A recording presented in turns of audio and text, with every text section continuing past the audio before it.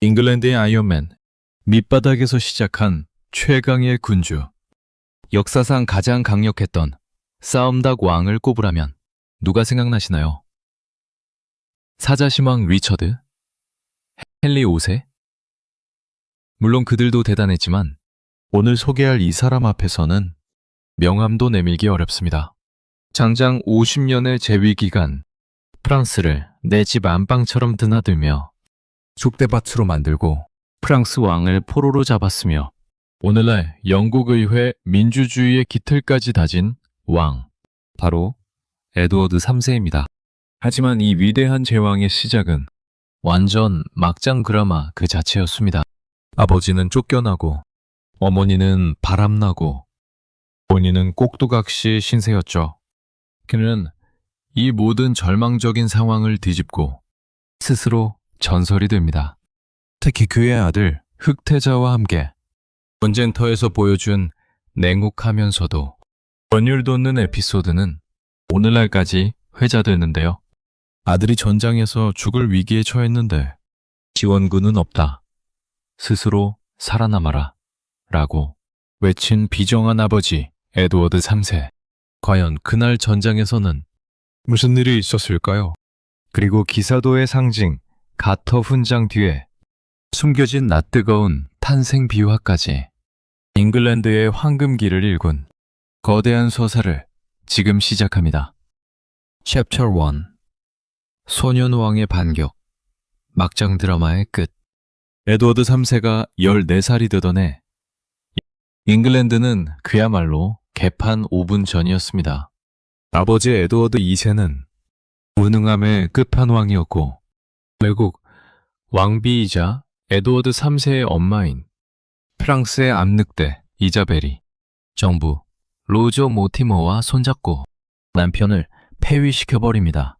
아버지는 비참하게 감옥에서 생을 마감하고 어린 에드워드 3세는 왕관만 쓴 허수아비가 됩니다. 취권은 엄마와 그 애인 모티머가 다 쥐고 흔들었죠. 10대 사춘기 소년이었던 왕에게 이는 굴욕 그 자체였습니다. 하지만 그는 무려 3년을 참으며 칼을 갈았습니다. 그리고 17살이 되던 1330년 10월의 어느 밤 드디어 행동에 나섭니다. 에드워드 3세는 믿을 수 있는 친구들을 모아 노팅엄 성의 비밀 지하 통로로 잠입합니다. 모티머와 어머니가 잠들어 있던 침실 문을 박차고 들어간 것이죠. 어머니 이자벨은 내 아들아, 부드러운 모티머를 받다오 라고 처절하게 애원했지만 왕은 단호했습니다. 모티머는 그 자리에서 체포되어 교수형에 처해졌고 어머니는 평생 유폐됩니다. 17살의 나이에 친일 쿠데타로 권력을 쟁취한 플랜테조넷 왕과의 진짜 클래스를 보여준 것입니다. 이제 진짜 왕이 된 그의 눈은 바다 건너 프랑스로 향합니다. 챕터 2. 박차를 얻게 하라. 전쟁의 신과 흑태자. 1337년 에드워드 3세는 외가 혈통을 내세워 프랑스 왕위 계승권을 주장하며 100년 전쟁에 서막을 올립니다.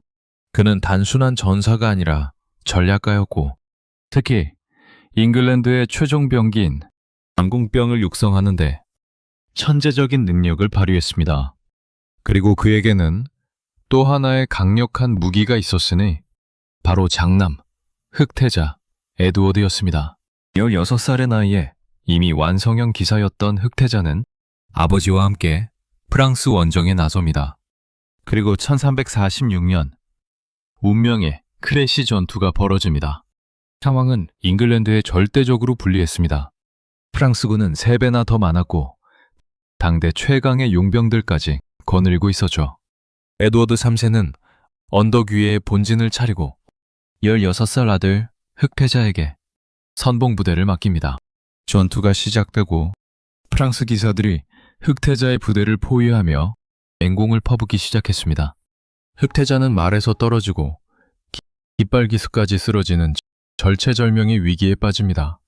다급해진 전령이 언덕 위 왕에게 달려가 간청했습니다. 폐하! 왕자님이 위험합니다. 당장 지원군을 보내주십시오. 하지만 전장을 차갑게 내려다보던 에드워드 3세는 무섭도록 차분하게 물었습니다. 내 아들이 죽었느냐? 아니면 부상을 당해 쓰러졌느냐? 전령이 아직은 살아있다고 답하자 왕은 역사에 남을 명언을 남깁니다. 돌아가서 전하라! 아이가 스스로 박차를 얻게 하라고! 오늘 승리의 공적은 온전히 저 아이의 것이어야 한다! 죽을지도 모르는 아들을 방치하는 듯한 이 냉혹한 결정 뒤에는 아들의 잠재력에 대한 무한한 신뢰가 있었습니다. 왕의 명령을 들은 흑패자 부대는 사기가 폭발했고 결국 미친 듯한 전투력으로 프랑스군을 박살내며 기적적인 승리를 거둡니다. 그날 밤 왕은 피투성이가 된 아들을 끌어안으며 속삭였습니다. 장하다, 내 아들아. 너는 진정 왕이 될 자격이 있다. 다음으로 백년 전쟁 중 유명한 1346년에서 1347년 칼레 포위전 시즈 오브 칼레이에서 있었던 재미있는 현장 속으로 들어가 보실까요? 제목 임산부 아내 말은 잘 들어야지. 크래시 전투에서 승리한 에드워드 3세는 프랑스 북부의 핵심 항구 도시 칼레를 포위합니다. 하지만 칼레 시민들은 무려 11개월이나 끈질기게 저항했죠. 결국 굶어 죽기 직전에 항복했는데 1년 가까이 고생한 에드워드 3세는 머리끝까지 화가 나 있었습니다. 분노한 에드워드 3세는 칼레 시민들에게 잔인한 조건을 겁니다. 도시의 대표 시민 6명만 목에 밧줄을 메고 내 앞으로 와라. 그들을 처형하고 나머지 시민들은 살려주겠다. 모두가 죽을 위기에 처하자 칼레에서 가장 부유하고 존경받는 시민 6명이 자진해서 나섰습니다. 이것이 그 유명한 노블레스 오블리주의 탄생 일화입니다. 이들이 밧줄을 메고 나타나자 왕은 당장 참수하라고 명령을 내립니다. 피바다가 되기 직전 당시 만삭의 몸이었던 필리파 왕비가 왕의 발 앞에 무릎을 꿇고 눈물로 호소합니다. 폐하, 저는 바다를 건너와 온갖 위험을 무릅쓰고 당신 곁을 지켰습니다. 뱃속의 아이를 봐서라도 제발 이 불쌍한 사람들에게 자비를 베풀어 주세요. 전쟁터의 악마 같던 에드워드 3세였지만 임신한 아내가 사람들 앞에서 무릎까지 꿇고 애원하자 마음이 약해질 수밖에 없었습니다. 아, 부인. 차라리 당신이 여기 없었더라면 좋았을 것을. 당신의 부탁을 거절할 수가 없구려. 결국 왕은 6명의 목숨을 살려주었고 그들을 왕비에게 선물로 주었습니다. 왕비는 그들을 잘 먹이고 입혀서 돌려보냈다고 합니다. 천하의 싸움닭도 아내의 눈물 앞에서는 어쩔 수 없었나 봅니다. 마지막으로 살펴볼 전투는 1356년에 일어난 푸아티에 전투, Battle of 포아티에로 역대급의 인질 대박과 기묘한 저녁 식사입니다. 상황을 요약하자면 또 지겨운 수적 열세라고 할 수 있겠네요. 크래시 전투로부터 10년 후입니다. 흑태자는 아버지의 명령으로 프랑스 남부 지역을 신나게 약탈하고 이게 당시 전쟁 방식이었죠. 돌아가던 중 프랑스 국왕 장 2세, 쉔 르본, 선량왕 장이 이끄는 대군에게 딱 걸리고 맙니다. 잉글랜드군은 약 6,000명, 프랑스군은 최소 1만 5천 명에서 최대 3만 명. 또다시 잉글랜드의 절대적인 열세였습니다. 흑태자는 약탈한 거 다 돌려줄 테니 길만 타달라고 협상까지 시도했지만 복수심에 불타는 프랑스군은 이를 거절하고 공격을 감행합니다. 결과는 크래시 전투의 재림이었습니다. 잉글랜드의 지형 활용과 사기템 장궁의 위력 앞에 프랑스의 화려한 기사단은 또다시 무너졌습니다. 이 장면에서 아주 재미난 일화가 있습니다. 납치범이 무릎 꿇고 서빙을 하는 시츄에이션이 발생하는데요. 이 전투의 하이라이트는 프랑스 왕 장 2세의 생포 순간과 그날 밤의 풍경입니다. 대부분의 귀족이 도망치거나 죽는 와중에도 프랑스 왕 장 2세는 끝까지 도끼를 휘두르며 용감하게 싸웠습니다. 그의 14살 난 막내 아들 필리프의 옆에서 아버님, 오른쪽! 아버님, 왼쪽 조심하세요! 라고 외치며 아버지를 지켰죠. 하지만 결국 중과부적으로 잉글랜드 군에게 포위되었고 나를 흑태자에게 데려가라. 내가 항복하겠다. 라고 외치며 포로가 됩니다. 적국의 왕을 생포한 것입니다. 이건 당시 기준으로 국가 예산 수십 년치짜리 로또에 당첨된 것이나 다름없었습니다. 진짜 재미있는 장면은 그날 저녁 승리의 만찬장에서 벌어집니다. 승리자인 26살의 혈기왕성한 흑태자와 패배자이자 포로 신세가 된 37살의 프랑스 국왕 사이에 도대체 무슨 일이 벌어질까요? 상상해보세요. 보통 같으면 포로를 무릎 꿇리고 졸엄할 법도 한데 분위기가 이상하게 흘러갑니다. 흑태자는 장 2세를 상석에 앉히고 딴의 진미를 대접합니다. 그러도 정작 본인은 자리에 앉지 않았습니다. 흑태자는 포로가 된 장 2세의 의자 뒤에 공손히 서서 직접 고기를 썰어 접시에 올려주고 무릎을 꿇고 와인을 따라 올리며 시중을 들었습니다. 장 2세가 그대도 앉아서 같이 드시죠 라고 권했지만 흑태자는 정중하게 거절하며 이렇게 말했다고 전해집니다. 저는 일개 왕자일 뿐인데 어찌 감히 기름 부음 받은 국왕 폐하와 겸상을 할 수 있겠습니까? 비록 오늘 전투의 운은 저희에게 따랐지만 폐하께서 보여주신 용맹함은 오늘 전장에 있던 그 어떤 기사보다 뛰어나셨습니다. 이것이 바로 중세 기사도의 정점이라 불리는 장면입니다. 적국의 수장을 잡아놓고도 왕이라는 지위에 대한 예우와 용맹한 기사에 대한 존경심을 보인 것이죠. 물론 이렇게 기분을 맞춰줘야 몸값을 더 잘 받아낼 수 있다는 고도의 계산이 깔려 있었을지도 모릅니다. 결국 장 2세는 런던으로 압송되어서도 감옥이 아닌 궁전에서 비빈 대접을 받으며 지냈습니다. 에드워드 3세와 흑태자는 이 초특급 인질의 몸값으로 당시 프랑스 1년 세입의 2~3배에 달하는 천문학적인 금액 약 300만 에퀴 금헐 요구했고 프랑스는 이 돈을 마련하느라 말 그대로 나라 기둥뿌리가 뽑히게 됩니다.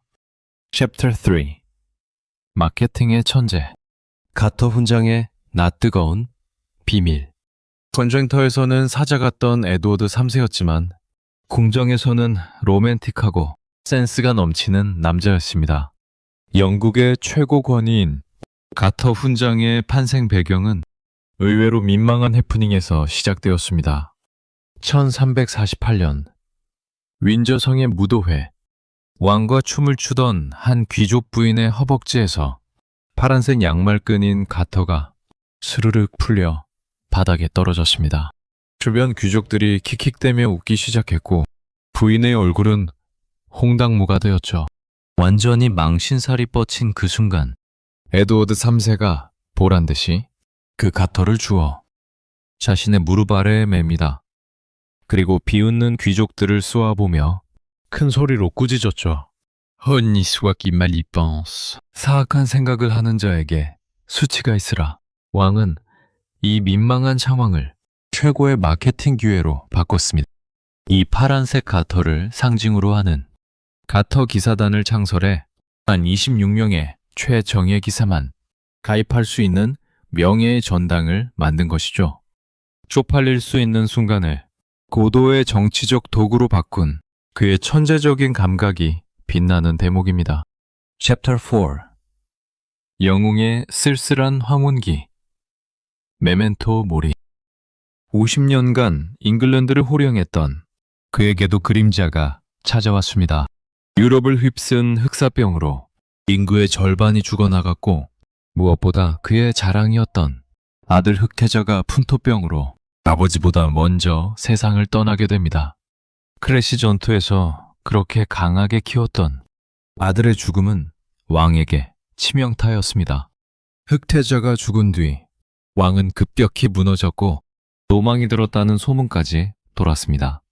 말년에 그는 탐욕스러운 정부 앨리스 페러스에게 휘둘렸고 그녀는 왕이 임종을 맞이하는 순간에도 그의 손가락에서 반지를 빼앗아 달아났습니다. 화려했던 제왕의 끝은 그렇게 고독하고 초라했습니다. 거인의 유산 에드워드 3세의 삶은 찬란한 정오와 쓸쓸한 저녁이 공존하는 거대한 서사시였습니다. 그는 단순한 정복자가 아니었습니다. 100년 전쟁을 통해 잉글랜드인이라는 민족적 정체성을 확립했고 현대 의회 제도에 씨앗을 뿌린 인물이었습니다. 아들아, 박차를 스스로 얻어라. 위기의 순간에 타임의 도움을 바라기보다 자신의 힘으로 일어서라는 이 냉혹한 가르침은 오늘날 우리에게도 큰 울림을 줍니다. 여러분은 오늘 누군가에게 박차를 달아주고 있나요? 아니면 스스로 얻기를 기회를 주고 있나요? 잉글랜드의 황금기를 열었던 이 특별한 부자의 이야기가 여러분께 깊은 통찰이 되었기를 바랍니다. 시청해주셔서 감사합니다. 이 썰에 대한 여러분의 생각은 어떠신가요? 댓글로 남겨주세요. 더 흥미로운 썰을 위해 구독과 좋아요라는 수사비를 지원해주세요. 다음에 뵙겠습니다.